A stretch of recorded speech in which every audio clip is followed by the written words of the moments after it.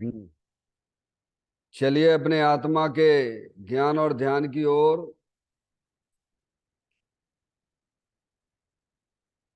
अपने चंचल मन को एवं चंचल उपयोग को स्थिर करने के लिए जिनवाणी माता के माध्यम से अपनी वर्तमान ज्ञान की पर्याय में सम्यक भेद ज्ञान उत्पन्न करते हुए शरीर शरीर से संबंधित जितने भी चेतन अचेतन पदार्थ हैं उनका मुझ भगवान आत्मा के साथ में किसी भी प्रकार का कोई संबंध नहीं है। इस प्रकार समस्त पर पदार्थों में अपने संबंध की वृत्ति को छोड़ते हुए अंदर में जो अखंड ज्ञान ज्योति स्वरूप भगवान आत्मा है उसमें ही वर्तमान पर्याय का संबंध जोड़ते हुए कि मेरा यह भगवान आत्मा सदा काल शरीर आदि पर पदार्थों से भिन्न प्रकट अखंड ज्ञान ज्योति स्वरूप है। ऐसा अपने आप को जानो और ऐसा ही अनुभव करो कि वर्तमान में ही मेरा यह भगवान आत्मा शरीर आदि पर पदार्थों से भिन्न प्रकट अखंड ज्ञान ज्योति स्वरूप ही है।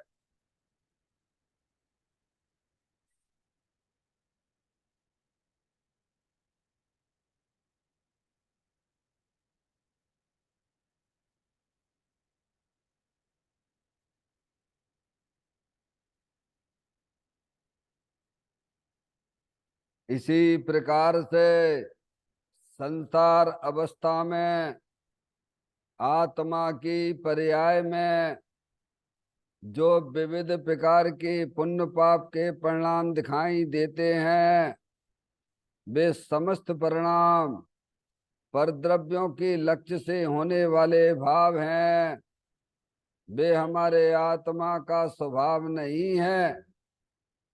ऐसे समस्त रागादिक परिणामों में एकत्व बुद्धि, ममत बुद्धि, कर्तृत्व बुद्धि, भोक्तत्व बुद्धि तथा उन रागादिक परिणामों की ज्ञाता बुद्धि को भी छोड़ते हुए अंदर में जो अखंड ज्ञान ज्योति स्वरूप भगवान आत्मा है जो कि पूर्ण निराकुलता वाला है, सुख शांति के भंडार स्वरूप है, ऐसी ज्ञायक प्रभु परमात्मा में शरीर रागादिक का लक्ष्य छोड़ के मैं तो तीनों काल पूर्ण निराकुलता स्वरूप भगवान आत्मा हूँ, ऐसा अपने आप को जानो और ऐसा ही अनुभव करो कि वर्तमान में ही मेरा यह भगवान आत्मा शरीर रागादिक से भिन्न पूर्ण निराकुलता वाला है,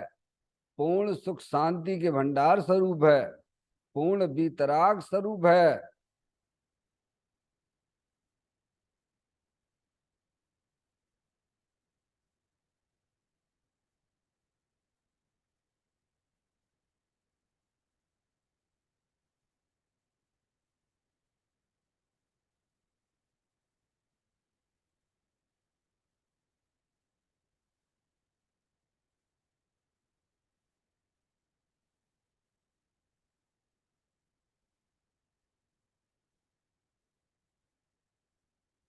इसी प्रकार से संसार अवस्था में आत्मा की पर्याय में जो पर के लक्ष्य से होने वाला ज्ञान है वह परलक्षी ज्ञान भी हमारे आत्मा का स्वभाव नहीं है, वह तो इंद्रिय जनित ज्ञान है। इस प्रकार शरीर रागादिक और परलक्षी ज्ञान की पर्यायों से भी भिन्न मैं तो एकमात्र अखंड ज्ञान ज्योति स्वरूप भगवान आत्मा हूँ, ऐसा अपने आप को जानो और ऐसा ही अनुभव करो कि वर्तमान में ही मेरा यह भगवान आत्मा शरीर रागादिक और परलक्षी ज्ञान की पर्यायों से भी भिन्न एक मात्र अखंड ज्ञान ज्योति स्वरूप है।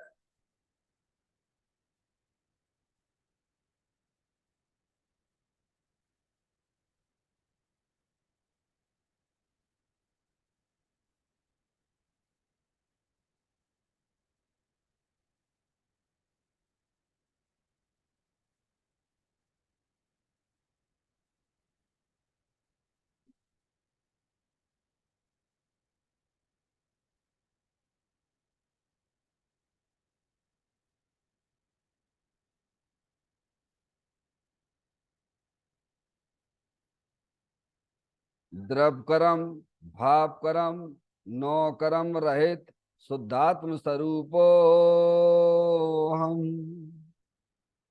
मेरा ये भगवान आत्मा सदा काल शरीर आदि नौ कर्मों से भिन्न है।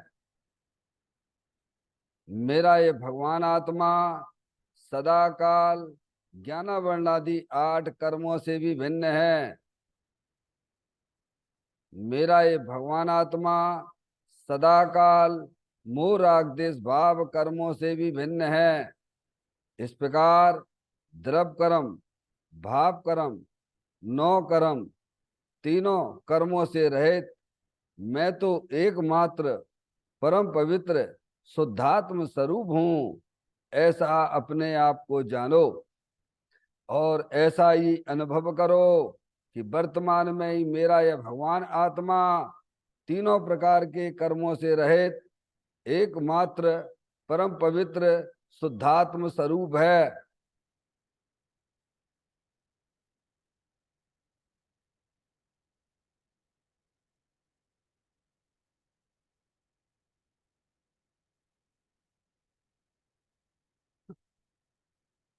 ओम नमः सिद्धेव्या।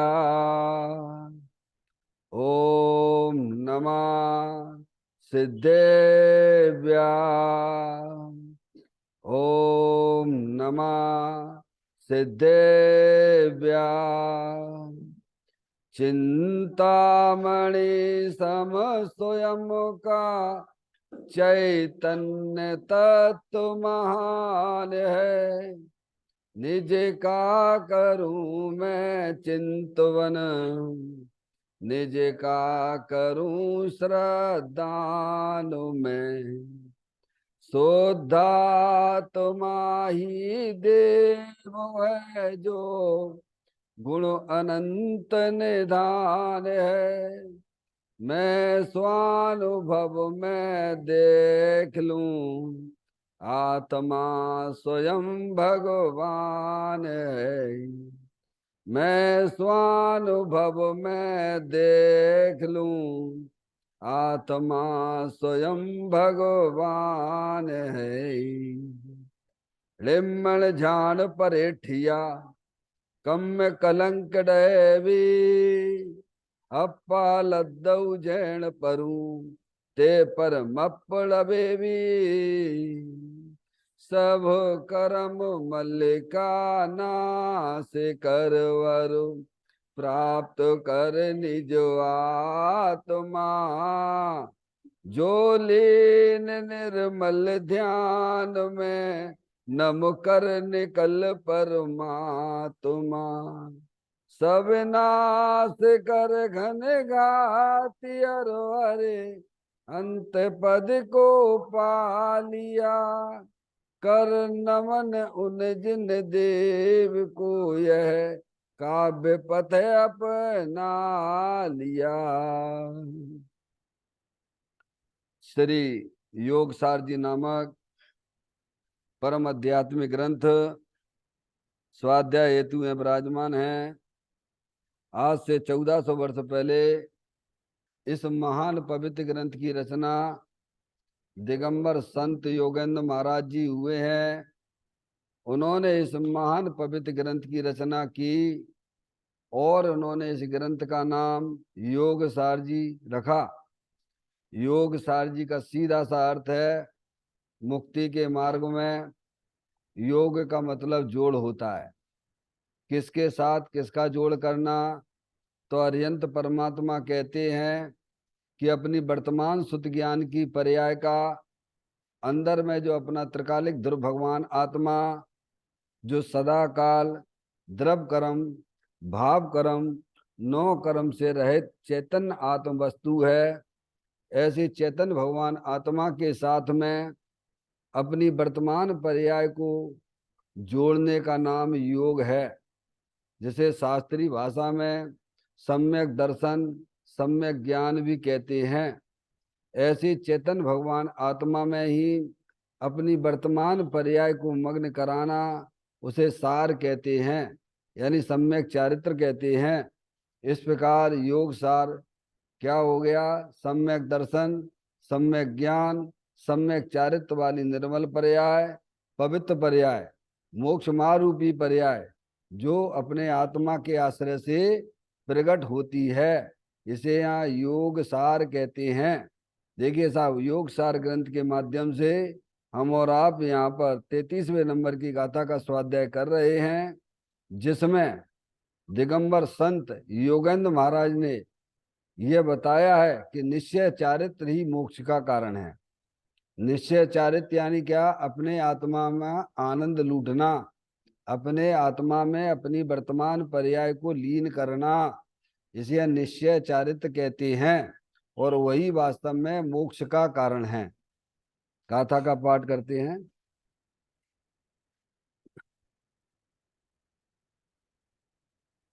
व्रतशील संयम तप सभी है, मुक्ति मग व्यवहार से, त्रिलोक में जो सार है वह आत्मा परमार्थ से। हे जीव, व्रत तप संयमशील ये सब व्यवहार चारित्र हैं। समझ गए नहीं आप? 28 मूल गुण पालने का परिणाम, अनुव्रत महाव्रत आदि जो परिणाम है, वे सब क्या है? शुभ भाव हैं, परलक्षी भाव हैं। समझ में आया भैया? कसाई की मंदता लिए भाव हैं, उन सबको व्यवहार चारित्र कहा गया है। समझ गए? शुभ भाव को। मोक्ष का कारण एक निश्चय चारित्र को जानो। समझ गए आप? मोक्ष का कारण क्या है? एक निश्चय चारित्र, यानी अपनी वर्तमान शुद्ध ज्ञान की पर्याय में भेद ज्ञान की ज्योति जलाकर अंदर जो चेतन भगवान आत्मा है, अरूपी है, अनंत शक्तियों के भंडार स्वरूप वस्तु है, उसकी उसका ज्ञान उसका श्रद्धान और उसमें लीनता, उसे कहते हैं निश्चय चारित्र, और वही वास्तव में मोक्ष का कारण है। समझ गए आप? जिन्हें 4 गति 84 लाख योनियों के परिभ्रमण से छुट्टी प्राप्त करना है, जन्म मरण नहीं करना है, उन्हें माँ जनवाणी माता के माध्यम से अपने आत्मा का ज्ञान करना चाहिए, आत्मा का श्रद्धान करना चाहिए।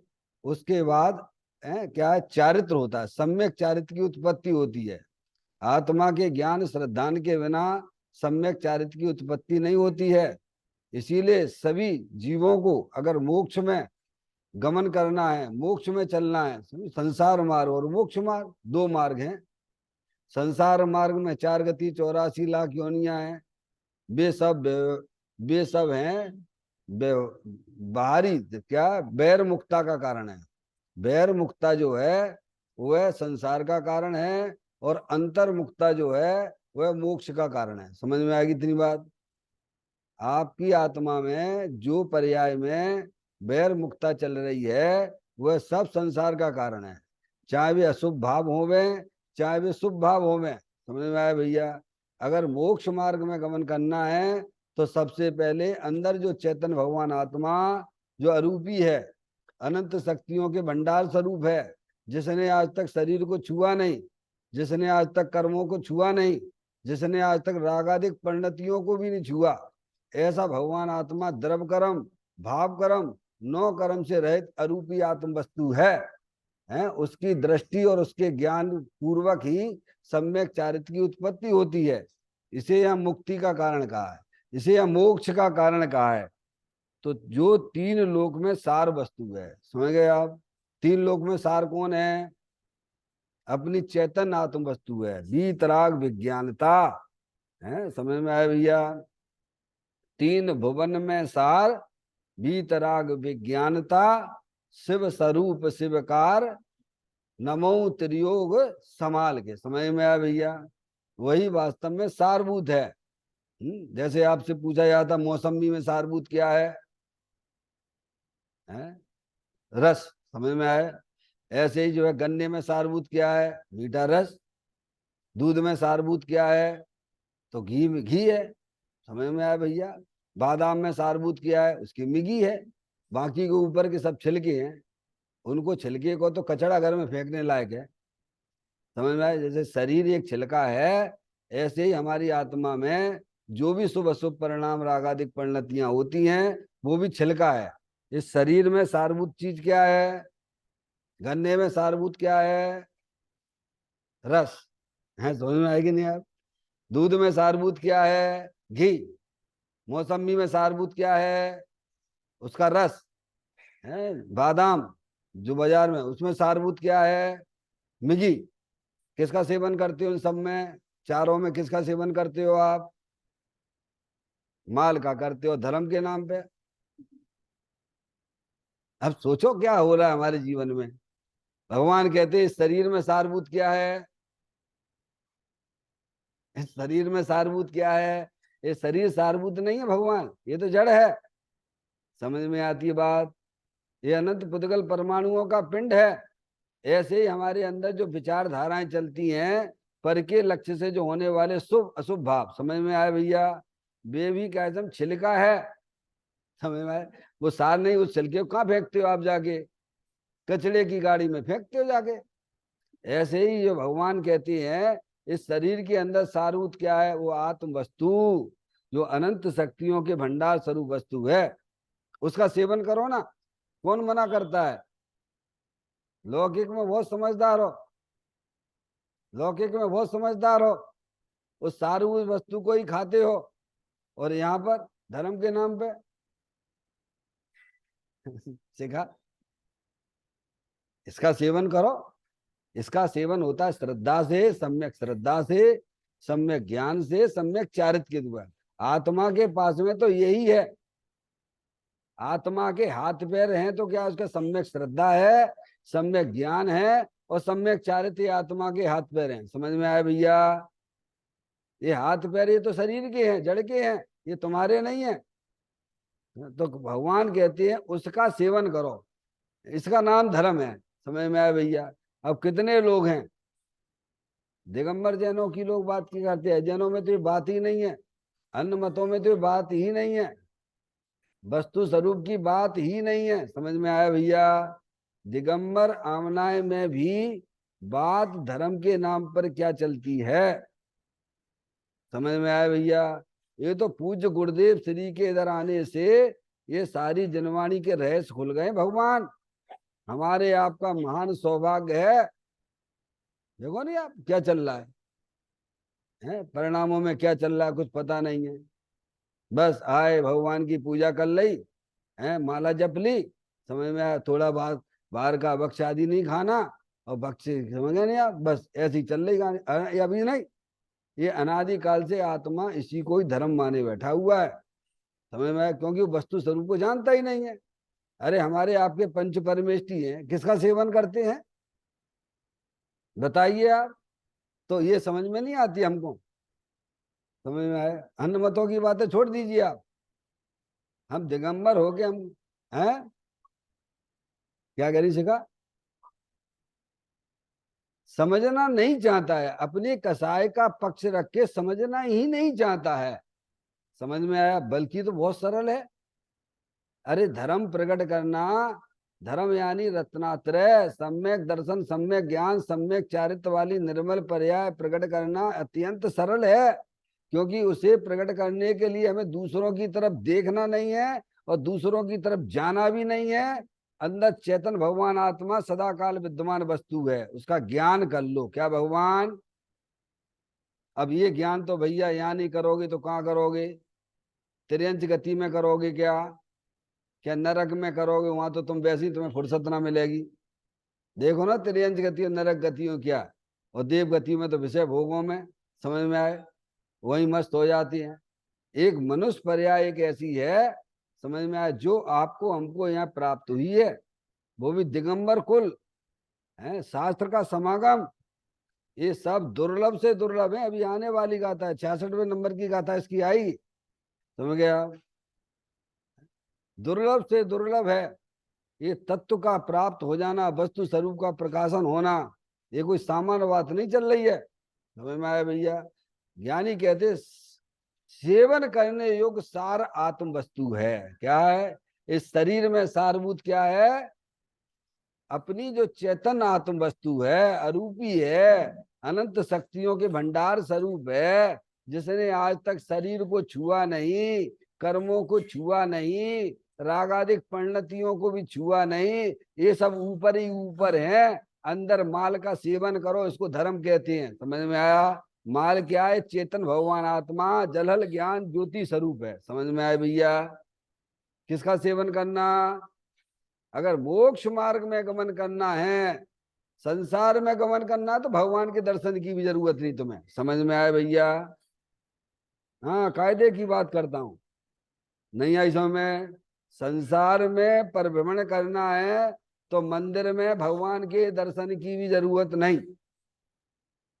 अगर मोक्ष मार्ग में गमन करना है तो वस्तु स्वरूप को जानिए, भेद ज्ञान की ज्योति जलाइए और अंदर चेतन भगवान आत्मा का श्रद्धा ज्ञान चारित्र प्रकट करिए, तो मोक्ष मार्ग में गमन होगा, समझ में आ गया भैया। अनादि काल से हमारा सबका आत्मा जन्म मरण में पड़ा हुआ है संसार में। दया नहीं आती अपने आत्मा के ऊपर, दुनिया के ऊपर दया करते हो क्या भगवान? तुम्हें अपनी आत्मा के ऊपर दया नहीं आ रही है? ये मोर आग तो इसके संकट में पड़ा हुआ है, अपना आत्मा अनादि काल से पड़ा हुआ है, इससे कैसे निजात प्राप्त करे भगवान? है, समझ में आया भैया। इसीलिए अरियंत परमात्मा की दिव्य ध्वनि में आचार्य भगवंतों ने ये बात बड़ी बात कही है। उन्होंने स्वयं पंचम काल में वे स्वयं चले हैं, पंचम काल के मुनराज स्वयं अपनी आत्मा का अवलंबन लेके सभी भव्य जीवों को ये बात सिखलाते हैं, बताते हैं कि तुम भी आत्मा हो, तुम मनुष्य नहीं हो, तुम स्त्री नहीं हो भगवान। सारे ग्रंथों का देखा न भाला, सर से ऋषियों का ऋण ना उतारा, सौदा घाटे का कर हाथों माथे पर धर रोबन लागा, सारे साथी जागे तू ना जागा। क्या मतलब? यानी जो है जितने भी सिद्ध परमात्मा बने बैठे हैं ना भगवान, अनंत सिद्ध परमात्मा सिद्धालय पे अनंत आनंद का वेदन कर रहे हैं पर्याय में, समझ में आया भैया। वे हमारे तुम्हारे पहले सब संसारी जीव थे, अनादि से होना, समझ में आया। और वे तो जागृत हो गए कि क्या हो गए? अरे भाई, लौकिक में भी क्लास में आज सब बच्चे पास हो जाए और तुम बैठे रहो, तुम्हें कैसा लगे? थोड़ा फीलिंग करो अंदर से, हैं, समझ में आए। लौकिक की क्लास में भी सारे विद्यार्थी पास हो जाएं, हैं, और हम जो फेल हो जाएं तो कैसा अनुभव करें? बोलो, स्कूल जाने में कैसा लगेगा भगवान? क्या ऐसा अपन को लगता है यहाँ आकर फीलिंग होती है? नहीं, हम तो बस, समझ में आए नहीं भैया। ज्ञानियों को लगता, भव्य जीव होते हैं कि करने यो काम, ये काम थोड़ा चूक गया था कि अपने आत्मा का ज्ञान श्रद्धान नहीं हो पाया था, अब नहीं चूकेंगे, समझ में आया भैया। क्या हो गया? अब नहीं चूकेंगे। फिर कितनी उपयुक्त, कितने उसकी सावधानी होती है, पर्याय बोलिए आप। विद्यार्थी फेल हो जाता है, फीलिंग करता है कि अरे एक बहुत गलती हो गई भैया मेरे से, हैं, हमारे सब निकल गए और हम यहीं पड़े हुए हैं। अरे अंदर इसको फीलिंग ही नहीं होती अंदर से, ऐसे समझता कि जैसे अजर अजर अमर होके आया इस मनुष्य पर्याय में, समझ में आया, मिल गई। अरे कितने दिन के संयोग है देव शास्त्र गुरु, और फिर उसके बाद क्या अनंत बार हमें देव शास्त्र गुरु ना मिले क्या? है, इस संसार में कि हमें देव शास्त्र गुरु ना मिले, सच्चे देव शास्त्र गुरु, समझ में आया भैया। ज्ञानी कहते हैं, अरिहंत परमात्मा की वाणी में आता है कि अनंत बार तेरे को देव शास्त्र गुरु सच्चे मिले भगवान। तू अनंत बार समूह शरण में भी आया और तूने मेरी दिव्य ध्वनि भी सुनी, क्या भगवान? भव भव में पूजन कीनी दान सुपातन दीना। समझ में आया भैया? कहाँ समूह शरण में तो भी खाली हाथ चलेगा। क्यों? विश्वास ही नहीं होता उसे कि अंदर शांति स्वरूप आत्मा, अंदर शांति स्वरूप पड़ी हुई है, सुख का भंडार स्वरूप वस्तु अंदर में पड़ी हुई है। उसे ऐसा फीलिंग ही नहीं होता अंदर से। क्या गया? 24 घंटा सुख शांति के लिए दौड़ता रहता है, पैसे कमाओ कमाओ कमाओ, स्पर्श इंद्री के भोग भोगो। क्या भगवान? रसना इंद्री के भोग भोग काय के लिए? सुखी होने के लिए। उसको उसकी ज्ञान में ये विकल्पात्मक स्थिति में भी नहीं जमता है। समझ में आया? पहले विकल्प में जमता है कि अंदर कोई चेतन आत्म वस्तु है, वह अतीन्द्रिय आनंद स्वरूप है, अविनाशी वस्तु है भगवान। और ये भगवान ने ही कहा है, अरिहंत परमात्मा ने कहा है। व्यवहारिक श्रद्धा का भी पता नहीं है भाई साहब।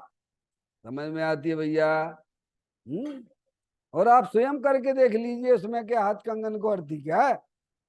आप स्वयं करके देख लीजिए ना। आपको कोई रास्ता बताता तो चल के देख लो कि आप गोमटगिरी ऐसे सीधे चले जाइए, गोमटगिरी पहुंच जाओगे। उसकी बात पे विश्वास करते हो? अरिहंत परमात्मा, माँ जनमाणी माता, गुरु हमको समझाते अंदर चेतन भगवान आत्मा जगत में सारभूत है। अपनी जो चेतन आत्म वस्तु है जगत में सारभूत है। तुम्हें किसी की तरफ देखने की जरूरत नहीं है। तुम्हें सुखी होने के लिए किसी की तरफ नहीं देखना है, अपने चेतन भगवान आत्मा की तरफ देखने की कोशिश करिए। अरे आप अपने उपयोग को समस्त वेद ज्ञान के द्वारा अंदर चेतन भगवान आत्मा की तरफ जाओगे तो नियम से, गारंटी से पर्याय में अतीन्द्रिय आनंद की प्राप्ति होगी। नियम से बोल रहा हूं। जैसे कोई मीठी चीज खाते हो तो तुरंत हमारा मुंह मीठा होता है कि नहीं होता है? ऐसे ही उपयोग की बैर मुक्ता छोड़ के अंतर चेतन भगवान आत्मा की तरफ ले जाओगे अंतर्मुख से, तो नियम से, गारंटी से पर्याय में अतीन्द्रिय आनंद की प्राप्ति होती है। इसीलिए इस जगत में कोई सारभूत वस्तु है तो अपना चेतन भगवान आत्मा है। समझ में आए? उसकी कीमत करो, उसका बहुमान लाओ। समझ में आए भैया? अनादिकाल से पर पदार्थों की महिमा हमारे ज्ञान में बसी हुई है, जड़ चेतन की पदार्थों की महिमा है। इसीलिए उपयोग अंतर्मुख होता ही नहीं है, क्योंकि निर्णय नहीं करते ना। निर्णय करोगे, जो निर्णय करेगा वो अपनी मंजिल पे पहुंचेगा। आपको निर्णय है कि हमारा मकान यहाँ पर है, तो देखो आप पहुंच जाते हो कि नहीं पहुंच जाते हो? बिना श्रद्धा ज्ञान के पहुंचते हो क्या? है? क्या कभी इतना निर्णय किया है? अरे भाई, अरिहंत परमात्मा की दिव्य ध्वनि में आई बातें हैं। शास्त्र में ये बात लिखी हुई है कि अगर जगत में कोई सारभूत वस्तु है तो दे देवल के अंदर ही भगवान आत्मा अतीन्द्रिय आनंद स्वरूप है, सुख शांति के भंडार स्वरूप है। समझ में आया भैया? विकल्प में तो नक्की करो। अरे जब विकल्प में ही निर्णय नहीं है तो अंदर निर्विकल्प कैसे होगा भगवान आत्मा? सोचिए, विचार करिए आप। समझ में आया भैया? इसीलिए इस बात को यहाँ बड़ी जोरदारी से इस गाथा में लिया गया है कि 3 लोक में सार वस्तु अपनी चेतन भगवान आत्मा है, वितराग आनंद स्वरूप है, विज्ञान स्वरूप है। समझ में आया भैया? इसके कुछ अंशों पे अब अपन चर्चा प्रारंभ करते हैं। देखें,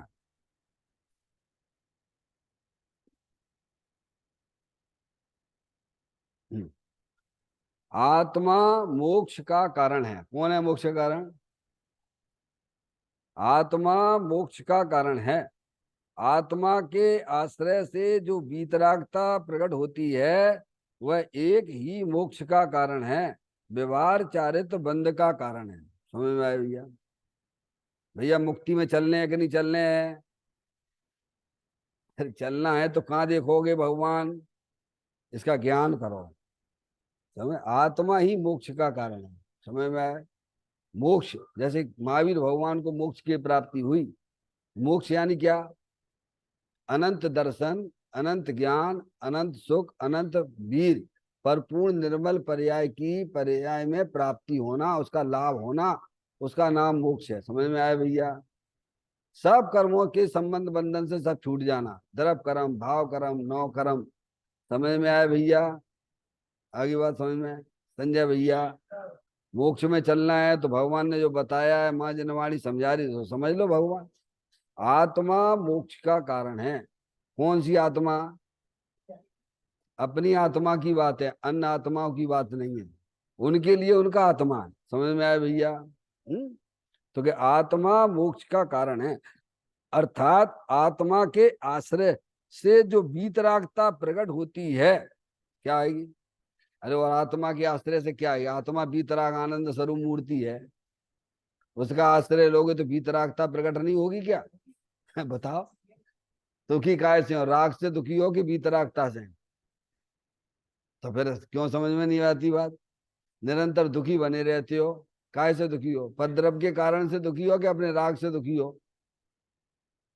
अरे परद्रव के कारण से दुखी हो कि अपने राग से दुखी हो?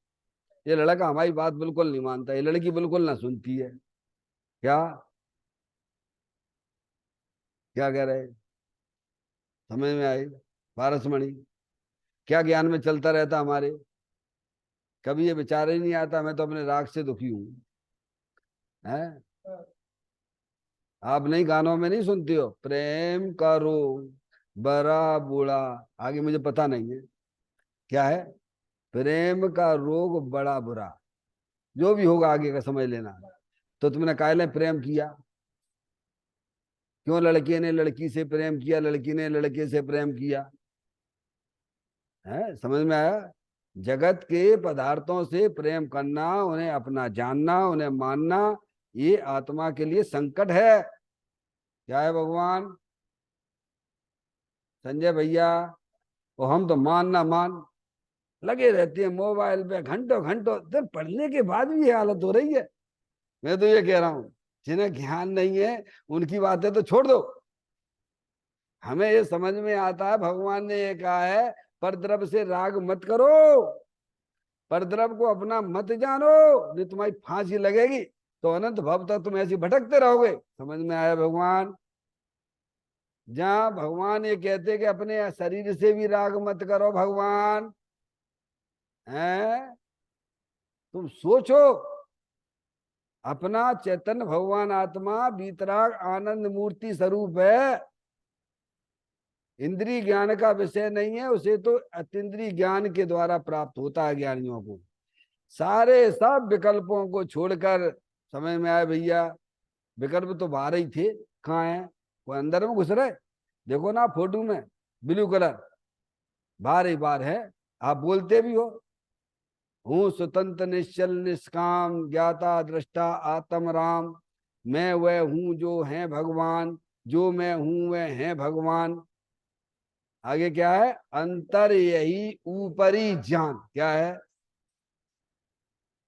भगवान कह रहे अंदर चेतन भगवान आत्मा वीतराग आनंद मूर्ति स्वरूप है। आपकी वहां दृष्टि जाएगी, आपका ज्ञान का परिवर्तन वहां होगा, तो नियम से आपकी पर्याय में रागादिक परिणतियां उड़ती नजर आएंगी और वीतराग अतीन्द्रिय आनंद की प्रकटता हो जाएगी। हो गए तो मुक्ति में तुमने नाम लिखवा लिया। क्या कर लिया भैया? सरल है। सतगुर कहें सहज का धंधा, वाद विवाद करे सो अंधा। समझ में आए भैया? ये वाद विवाद का मार्ग नहीं है। 156-57 नंबर नियम सार में तो कहा है, विधर्मियों से तो नहीं, साधर्मियों से भी वाद विवाद ना करना। भैया ठीक है, सब भगवान आत्मा है, भूले हुए सब ज्ञानवान है बेचारे। समझ में आए भैया? समझ में आए? वाद विवाद का तो कोई काम ही नहीं है यहाँ जैन दर्शन में। आपको ज्ञान हो गया है, आप अपनी रक्षा कर लीजिए। आप पर से कनेक्शन पूरी तरह से तोड़ने की व्यवस्था सोचिए। समझ में आया? जब तक आपका कनेक्शन कुछ नहीं है, पर तो पर पदार्थ में है, पर तो पर ही है भगवान। समझ में आए भैया? कोई हमारी आत्मा के अंदर थोड़ा घुस रहा है? बुद्धि पूर्वक पर से कनेक्शन तोड़िए, बुद्धि पूर्वक अपने चेतन भगवान आत्मा से संबंध जोड़िए, क्योंकि जगत में कोई सारभूत वस्तु भगवान ने कही है तो अंदर चेतन भगवान आत्मा अरूपी है, अनंत शक्तियों के भंडार स्वरूप वस्तु है। आपको विश्वास है नहीं भगवान की वाणी पे? प्रधानमंत्री की बात पे विश्वास कर लोगे क्या? भगवान उनका लेटर आए तो बड़ी सावधानी पूर्वक पढ़ते हो, भाई भगवान की वाणी है उसके लिए। बस कुछ नहीं, आए राम गए राम, जब आए तब आए, जब पढ़ लिया तब पढ़ लिया। क्या भगवान? अरे लौकिक पढ़ाई से भी गई बीती पड़ता है जिनवाणी। लौकिक पढ़ाई में जितनी सावधानी करता है उतनी सावधानी अगर यहाँ जिनवाणी में लगा दे भगवान। देखते नहीं सीए के बच्चे कैसे कैसे दिन रात लगे ही रहते 4-5 घंटे सोते हैं भैया संजय भैया। हैं दरवाजा भी बंद कर देंगे, कोई मोबाइल भी ना चलाएंगे। लौकिक विद्या की बात कर रहा हूँ। टीवी नहीं चलाएंगे, शादी ब्याह हो रहा हो, सीए का पढ़ने वाला बच्चा, नहीं भैया हम नहीं जाएंगे शादी ब्याह में। उसके तो डेली पेपर जैसी पढ़ाई होती है, समझ में आती है भगवान। उससे अधिक प्राथमिकता हमें जनवाणी माता की देना चाहिए, क्योंकि ये जनवाणी माता ही हमें रास्ता दिखाने वाली है, बताने वाली है, हमारे आत्मा तक पहुंचाने वाली माँ जनवाणी माता है। समझ में आए भैया? इसीलिए यहाँ कहते हैं आत्मा के आश्रय से जो वीतरागता प्रकट होती है, मिश्री खाओगे तो मुंह मीठा होगा। आत्मा का सेवन करोगे तो नियम से तुम्हारी पर्याय में राग द्वेष रूपी संकट चल रहा था वो तुम्हारा दूर हो जाएगा और तुम आनंद में आएगे। अरे कहाँ है आनंद? स्वभाव में आनंद भरा पड़ा हुआ है, पर्याय में आनंद नहीं है, क्योंकि पर में आनंद मान के रखा हुआ है। समझ में आए भैया? इतना सा सरल उपाय है। ज्ञानी लॉजिक से न्याय से तत्व को परोसते हैं, और तो भी हमारी समझ में नहीं आ रही तो तुम्हारी होनार अच्छी नहीं है। समझ में आए भैया? किसी भगवान से ना पूछना, भगवान स्वयं कहते हैं। ऐसा नहीं धर्म कोई लादने का नाम है, धर्म जो लादा जाता है वो धर्म नहीं होता है। समझ में? आप तर्क से युक्ति से न्याय से तत्व को समझिए। अगर पर्याय में अतीन्द्रिय आनंद चाहिए, सुख चाहिए, तो भगवान कहते हैं अंदर चैतन्य भगवान आता तो सुख शांति के भंडार स्वरूप है। जिसे आचार्य अमृत चंद देव ने समय सार के 32वें नंबर के कलश में लिखा है, सुख शांत रस से लवा लवे ज्ञान सागर आत्मा बेभ्रम की चादर हटा सर्वांग पर घटे आत्मा।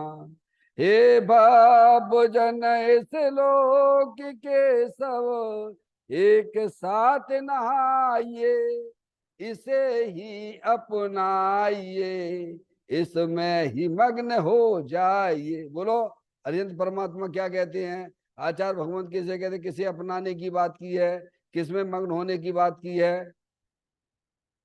संजय भैया किसको अपनाना चाहिए? शरीर को अपनाना चाहिए।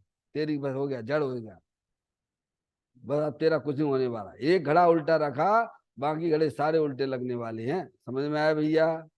अंदर अरूपी आत्म वस्तु है कि नहीं भगवान? अरे वो तुम्हारी चीज है, अरे तुम हो। समझ में आया भैया? मैं एक शुद्ध सदा रूपी ज्ञान द्रगु यथार्थ से कुछ अन्न वो मेरा नहीं परमाणु मात्र नहीं। अरे समझ में आया भैया? आचार्य कुंद कुंद देव 38वें नंबर की गाथा में कहती हैं, मैं एक शुद्ध सदा रूपी ज्ञान द्रगु यथार्थ से कुछ अन्न वो मेरा नहीं परमाणु मात्र नहीं। अरे समझ में आया?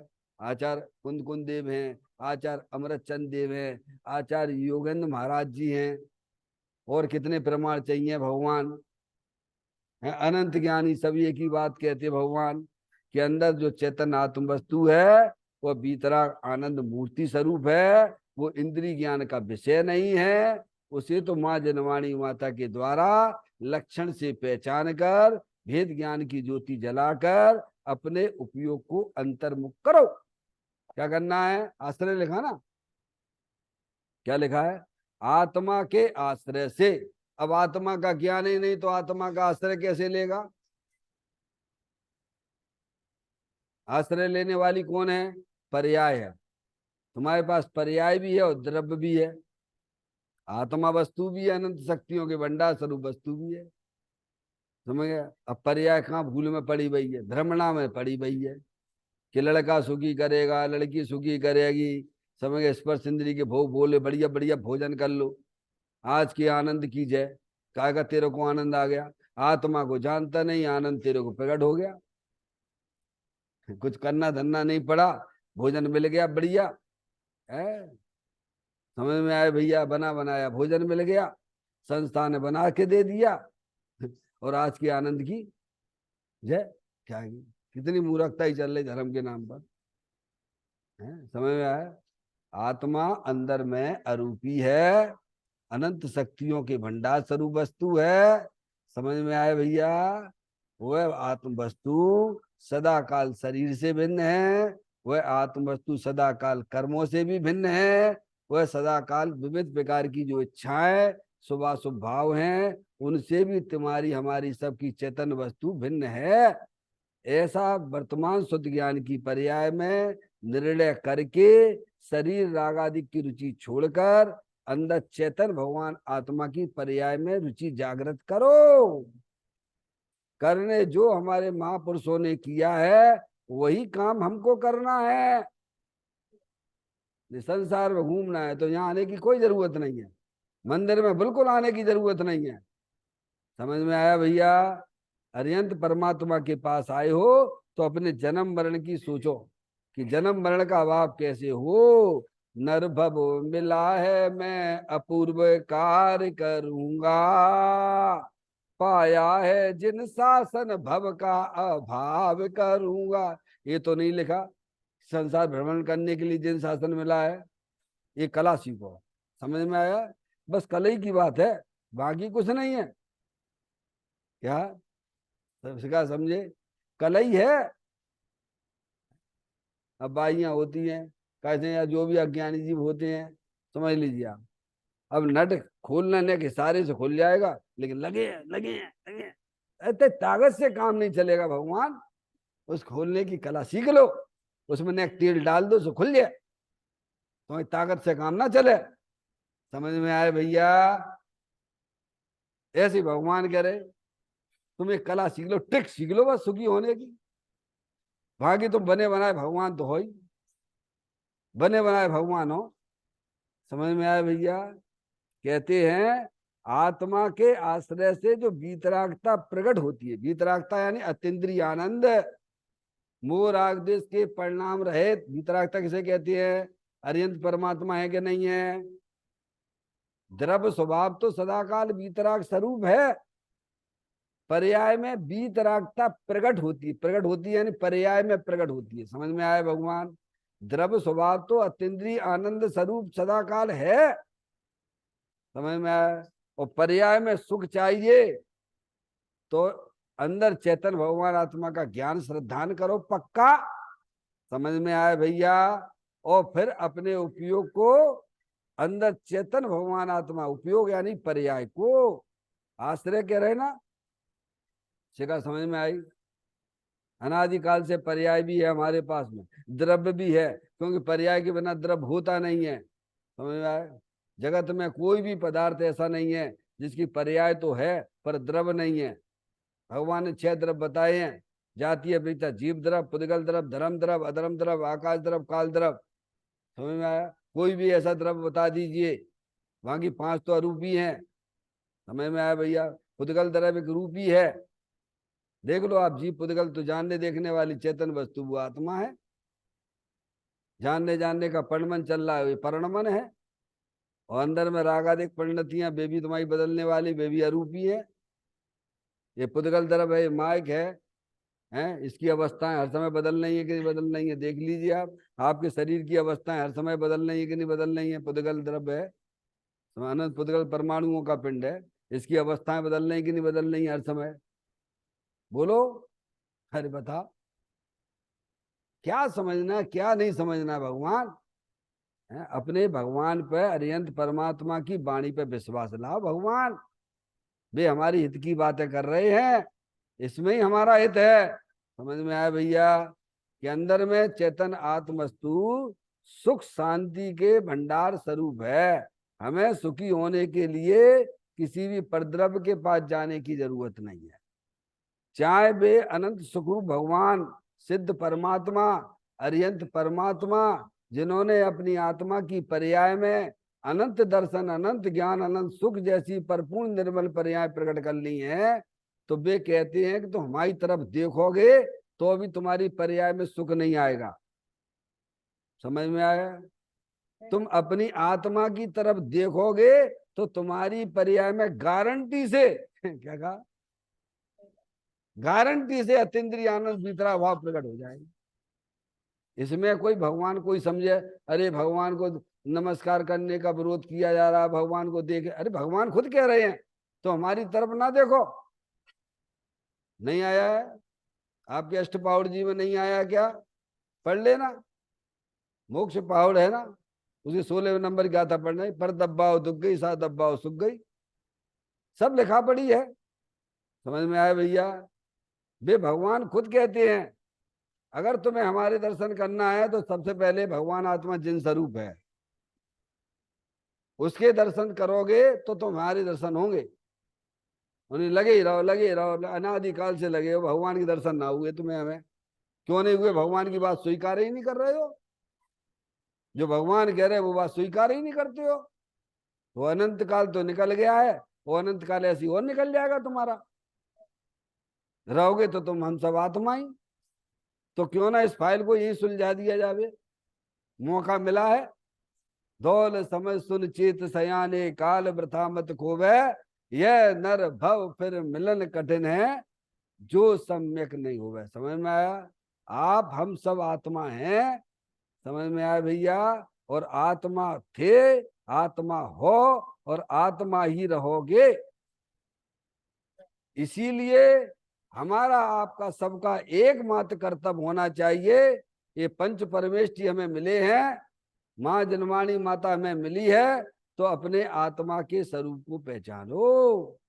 और ये मौका तुम्हारा हमारा निकल गया तो भाई साहब तिरंज गति में तुम्हें हमें किसी को कोई रोक नहीं सकता है। एक द्रव दूसरे द्रव का इस जगत में कोई करता धरता नहीं है। अगर हमें सुखी होना है तो बीतरागी अरिहंत परमात्मा कहते हैं अंदर में चेतन आत्म वस्तु बीतराग आनंद मूर्ति स्वरूप है, तुम उसका आश्रय लो।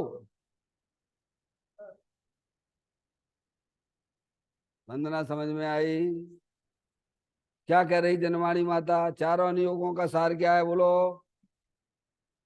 85 गाएगा था, 172 में आया। चारों अनुयोगों का सार बीतरागता पर्याय में प्रकट करना है। क्या है? चारों अनुयोग, चाहे प्रथमानुयोग से करो, चरणानुयोग से करो, कर्णानुयोग से करो, द्रव्यानुयोग से करो, चारों अनुयोग कहती हैं कि तुम अपनी पर्याय में मूल राग देश का अभाव करो और पर्याय में बीतरागता प्रकट करो। समझ में आया भैया?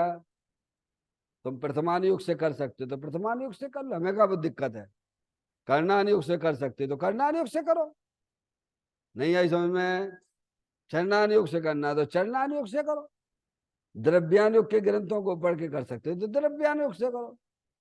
भगवान की प्रतिमा देख के कर सकते हो तो भगवान की प्रतिमा देख के करो। कौन मना करता है? हैं? पर भगवान कहते हैं तुम्हें भीतरागता पर्याय प्रकट करनी है तो तुम्हें अपने चेतन भगवान आत्मा का ज्ञान श्रद्धान की जरूरत पड़ेगी।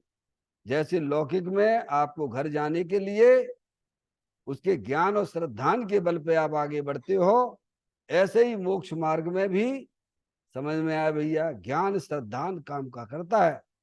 बिना ज्ञान के कुछ नहीं होगा, बिना श्रद्धान के भी कुछ नहीं। ज्ञान ही ज्ञान करते रहो, श्रद्धान ना करो तो ऐसे तो हमने तुमने अनंत बार किया है, 11 अंग 9 पूर्व का ज्ञान भी किया है सब ये हमारी जितनी है ना सब कंठस्थ याद है भगवान। शास्त्र पाठी भी मूड है जो निज तत्व जान, अभी आएगी गाथा 52 नंबर गाथा आएगी। समय यार, शास्त्र ज्ञान ज्ञान नहीं है, समय सार जी में दिया है। समय यार, जानन हार को जानने से ज्ञान भी होता है और आनंद भी होता है, बीतरागता प्रकट होती है। समझ में आया? इसीलिए यहाँ योगेंद्र महाराज कहते हैं कि निश्चय चारित प्रकट करो। निश्चय चारित अपने आत्मा के आश्रय से प्रकट होता है। कैसे होता है? कहते हैं कि आत्मा के आश्रय से, अनादिकाल से पर्याय पर का आश्रय लिए हुए है, चाहे वे संसारी जीव हों और चाहे वे अरिहंत परमात्मा हो। समझ में आ गई भैया? नहीं आई समझ में? अनादिकाल से पर्याय में बैर मुक्ता चली आ रही है और जब तक पर्याय में बैर मुक्ता है तब तक ये समझना चाहिए कि हमारा संसार चक्र चालू है, किसी भगवान से ना पूछना, भगवान की वाणी है ये। हमें उपाय करना चाहिए, बैर मुक्ता छोड़ने का, अंतर्मुख होने का उपाय करना चाहिए। समझ में आए भैया? ये निमित्त तो कितने दिन के हैं, ये देव साधगुरु कितने दिन के हैं। फिर उसके बाद अरे बच्चा है, घर में माता पिता हैं, वे बच्चे को स्वभावलंबन की विद्या देंगे कि परावलंबन की देंगे? अरे आप अपने बच्चों को परावलंबन की बातें सिखाओगे कि स्वभावलंबन की बात सिखाते हो? ऐसी माँ जनवाणी माता है, वो हमारी माता है। अरियंत परमात्मा हमारे पिता हैं, वे हमें सिखाते हैं कि परावलंबन बेटा छोड़ो, स्वभावलंबन जियोगे तो पर्याय में अनंत आनंद प्रकट हो जाएगा तत्काल। यहाँ देर धर्म कोई देर दार का काम नहीं है। मिश्री खाते हो तो मुंह मीठा बाद में होता है क्या? अरे बोलो, है? समझ में आई? मिर्ची खाओगे, मिर्ची खाते हो तो चिरपरा मुंह होता है कि नहीं होता है? मिश्री खाओगे तो मुंह मीठा तत्काल ही होता है कि नहीं होता है? ऐसे ही आत्मा की पर्याय में जो भी जो भी अशुभ परिणाम होते मिर्ची की तरह है। समझ में आए भगवान? है? समझ में आए? और नमक खाते तो खारा एकदम तत्काल उसी समय। आप देख लीजिए पर द्रव्यों की चिंता पर निरंतर निरंतर कैसे रागादिक फल कैसे काम करते हैं। समझ, अशुभ परिणति देखो कैसे काम करती है, देखिए आप। समझ में आया भैया? शुभ अशुभ और बीतराग भाव वे तत्काल आपको आपकी पर्याय में बताते हैं कि तुम कहाँ चल रहे हो भगवान। पर तुम ज्ञान करना चाहो तब है ना भगवान। तुम्हें अपने आत्मा का कल्याण अंदर में हृदय में हो कि प्रभु ये मनुष्य पर्याय मिली है, मैं तो अपने आत्मा का कल्याण करने हैं। समझ में आए भैया? और तुम्हें कल्याण करने की नहीं पड़ी है तो सब जगत तुम्हें चाहते हैं कि ये तो जो है फिसल पड़ेगी हर हर गंगा है। कैसी है? नहीं आई समझ में? है? हाँ, सब डुबोना चाहते हैं क्योंकि वे तो सब अज्ञानी है। माँ एक जनवाणी माता हमें जागृत करती है कि अंदर चेतन भगवान आत्मा, भीतराग आनंद मूर्ति स्वरूप है। तो कहते हैं उस आत्मा के आश्रय से बीतरागता प्रकट होती है। अभी करके देख लीजिए आप, हाथ कंगन को अर्थी क्या है? अरे अभी करके देख लीजिए ना, पर्याय में अतीन्द्रिय आनंद आए तो भगवान कहते हैं तो हमारे पास चले आना। अरे करके तो देखने पड़ेगा वो, नहीं जिन जिन ने की है वे तो बता रहे हैं ना, गीतरागी संत तो कह रहे हैं ना। अपनी पर्याय अंदर चेतन भगवान आत्मा अविनाशी वस्तु है, उसका आश्रय लेगी तो नियम से तुम्हारी पर्याय में मोह राग देश रूपी पर्याय गायब होने लग जाती है और बीतराग आनंदता की प्रकटता हो जाती है। अभी आप लाइट जलाते हो यहाँ पर, अंधेरा पड़ा हुआ है तो कब होता है अंधेरा, कब भगता है, उजाला कब आता है? अरे बोलो, आप यहाँ प्रकाश करते हो, अंधकार पड़ा हुआ है, आपने जाके लाइट जला दी है तो अंधकार कब भगेगा और प्रकाश कब आएगा? एक ही समय समय। ऐसे ही अंदर चेतन भगवान आत्मा बीतराग आनंद मूर्ति स्वरूप है। जब वर्तमान शुद्ध ज्ञान की पर्याय समस्त परद्रव प्रभाव और पर्याय से भी विमुख होती हुई अंदर अविनाशी वस्तु का आश्रय लेती है, तब नियम से मूल रागदेश रूपी अंधकार भग जाते हैं और अतीन्द्रिय आनंद सुख धारा प्रकट हो जाती है। समझ में आया भैया? तो कहते हैं आत्मा के आश्रय से जो वीतरागता प्रकट होती है वह एक ही मोक्ष कारण है। यानी आत्मा की पर्याय में जो वीतराग भाव प्रकट हुआ है वो मोक्ष का कारण है। ये शुभाशुभ भाव ये हैं, ये तो संसार के कारण है। क्या है? तीन तिगारे भगवान ने परिणाम बताए, एक पाप रूप परिणाम, एक पुण्य रूप परिणाम और एक वीतराग भाव रूप परिणाम। समझ में आया भैया? पुण्य पाप रूपी परिणाम तो हमारी तुम्हारी आत्मा में अनादि से चले आ रहे हैं। समझ में आया? उनका फल तो संसार ही है। केवल एक भाव बीतराग भाव की उत्पत्ति आज तक नहीं हुई। क्यों नहीं हुई? क्योंकि इसने अपने आत्मा को जाना ही नहीं है, अपने आत्मा का परिचय ही नहीं किया है। समझ में आया भैया? तो करने योग मनुष्य पर्याय में यह है कि अपने आत्मा को समझो और समझ के अंदर उपयोग को क्या भगवान? बुद्धि पूर्वक। समझ में आया भैया? ये ऐसा नहीं कोई लाटरियां बाटरियां खुलेंगी, नहीं आई समझ में? देखा, ये मत सोच के बैठना कि साहब अपना सब बढ़िया बढ़िया चल रहा है, अपनी तो लॉटरी खुल जाएगी। कोई लॉटरी वाटरियां नहीं खुलेगी। अगर उपयोग अंतर्मुख नहीं हुआ तो 4 गति 84 योनियों में भटकने की लॉटरी खुलेगी। समझ में आया भैया? तो यहाँ तो कहते हैं आत्मा के आश्रय से जो वीतरागता प्रकट होती है वह एक ही मोक्ष का कारण है। समझ यार? शुभ अशुभ भाव जो है वे परलक्षी भाव है, वे तो संसार के कारण है, और स्वलक्षी जो परिणाम है वह मोक्ष का कारण है। समझ में आया भैया? व्यवहार चारित्र बंध का कारण है। जब तक आत्मा की पर्याय में राग आदि परिणतियां रहेंगी, चाहे ज्ञानी की भी पर्याय में क्यों नहीं हो, लेकिन कर्मों का है, कारण वर्गना है ना पूरे लोकाकाश में, है ना? समझ? हमने 2 आदमी बताया आपको, शास्त्र का ही उदाहरण है ये। 2 व्यक्ति हैं, एक ने तेल का मर्दन नहीं किया है और एक ने तेल का मर्दन किया है, दोनों निकल गए सड़क पर, तो धूल किसके चिपकेगी? बोलो माधुरी। है? एक ने तेल लगाया पूरे शरीर में और एक ने तेल नहीं निकाला, दोनों सड़क पर निकल गए, बोलो धूल किसके चिपकेगी? तो सीधी सी बात हो गई ना भगवान। है? जिसने तेल का मर्दन किया है उसके वह धूल उसके शरीर से चिपकती है। समझ में आया? और जिसने तेल नहीं लगाया है उसके नहीं चिपकेगी। ऐसे ही जिसने अपनी प्रवृत्ति में भीतराव भाव प्रकट कर लिया है उसको कर्मों का बंधन नहीं होता है, और जितना राग है उतना ज्ञानी को भी होता है। समझ में आया? तो राग है वो बंध का कारण है, और भीत रागता हुआ मुक्ति का कारण है। इस प्रकार से सुंदर चर्चा है। इसकी जो प्रश्न उत्तर के माध्यम से कल अपन इसकी चर्चा करेंगे। निज निधि निज मैं बताई, यह अनंत अनंत उपकार है, उसके लिए जिन वाणी माँ को वंदना सतबार है, वंदना सतबार है। 9 बार नमोकार मंत्र का